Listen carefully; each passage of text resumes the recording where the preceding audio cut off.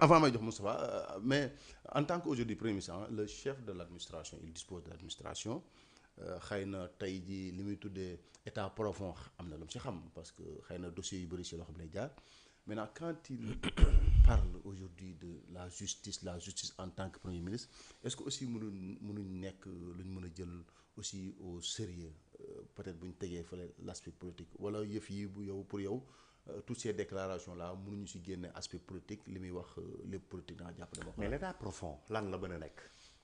état profond. C'est l'organisation de la technostructure de l'état. Ou alors mu nekk ay nit. oui.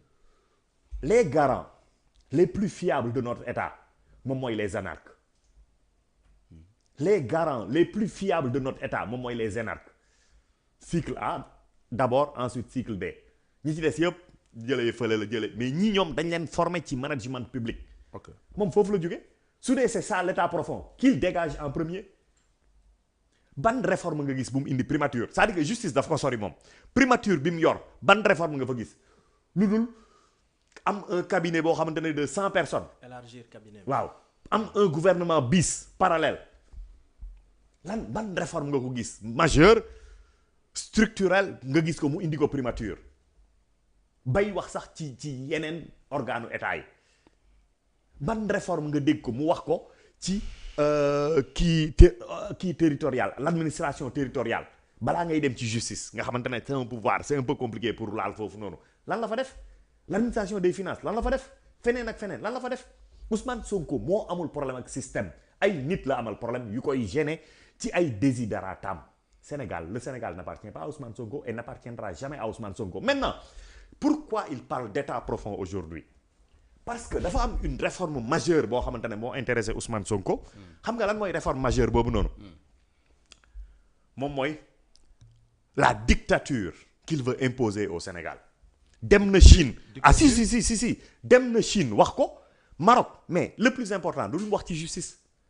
dafa am une phrase qu'il a plaisir à prononcer. pour wan nit yi ne dëkk yi dox. démocratie amu fa les libertés sont circonscrites pour ne pas dire.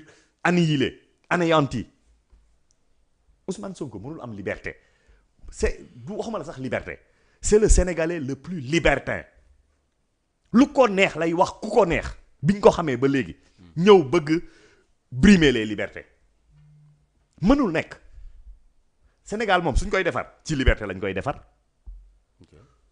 suy yàqu ci liberté lay yàqu mais tànku ginnaaw ci wàll woowu mënul nekk Senghor a gënoon habilité pour def ko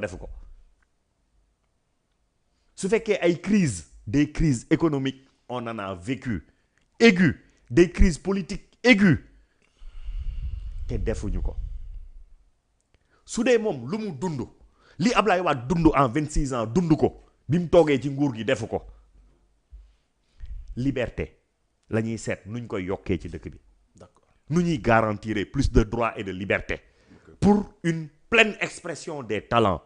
Okay. Mais pas brimer les libertés parce que dafay brimer les énergies su fekkente ne nag parce que gis naa tax benn directeur Kébé xawma di waxaat genre affaire yooyu c'est-à-dire que s'ils veulent s'inspirer de Hitler de Goebbels de xawma ñan ak ñan mais nañ dem uti une république beneen. Ba du Sénégal. Ça ne va pas prospérer ici. d'accord li dama ko doon wax keroog mais Thioune quand même tey si benn vidéo bu mu def si defaale benn texte il dit que si le premier ministre Ousmane Sonko détient des preuves de magistrats corrompus comme il aime le répéter il doit saisir le ministre de la Justice pour des poursuites judiciaires contre eux. L'article 25 de la loi organique numéro 2017-10 du 17 janvier 2017 stipule portant statut des magistrats à régler cette question, il stipule, c'est-à-dire c'est l'article, le magistrat qui commet une infraction pénale ne peut être poursuivi que sur autorisation du ministre de la Justice. Il ne peut être auditionné en enquête préliminaire que par le procureur général près de la Cour suprême ou un magistrat désigné par ce dernier et ayant au moins le même grade que le mis en cause. Alors loolu dañ siy dégg ne bon ak wax ji lu muy bëri si réellement Ousmane Sonko en tant que